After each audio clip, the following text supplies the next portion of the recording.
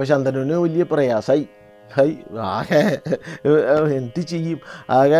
പക്ഷെ അദ്ദേഹം എന്ത് ചെയ്തു എന്ന് വെച്ചാൽ അദ്ദേഹം രാജ്യഭരണത്തിൽ കോൺസെൻട്രേറ്റ് ചെയ്തു. അദ്ദേഹം അങ്ങനെ നിരാശരൊന്നും ഇല്ല, കാരണം അതിനുവേണ്ട ആത്മബലമൊക്കെ അദ്ദേഹത്തിനുണ്ട്.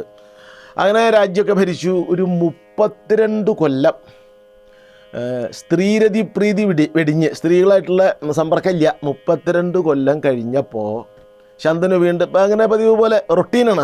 അദ്ദേഹത്തിൻ്റെ റൊട്ടീൻ നായാട്ടിന് പോവുക, ഗംഗാതീരത്ത് കിടന്നിങ്ങനെ നടക്കുക, അതൊക്കെ ഈ രാജാക്കന്മാരുടെ ഒരു റൊട്ടീൻ്റെ ഭാഗമായിട്ട് അദ്ദേഹം ഗംഗാതീരത്ത് കൂടെ ഇങ്ങനെ നടക്കുമ്പോൾ ഗംഗയിൽ വെള്ളം കുറഞ്ഞു കണ്ടു.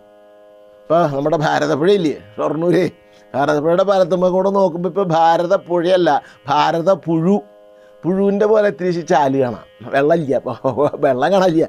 അതുപോലെ ഗംഗയിൽ വെള്ളം കുറവ്. എന്താ ഗംഗയിൽ വെള്ളം കുറവ്? വല്ലൊരു മണൽ വരുന്നുണ്ടാവും.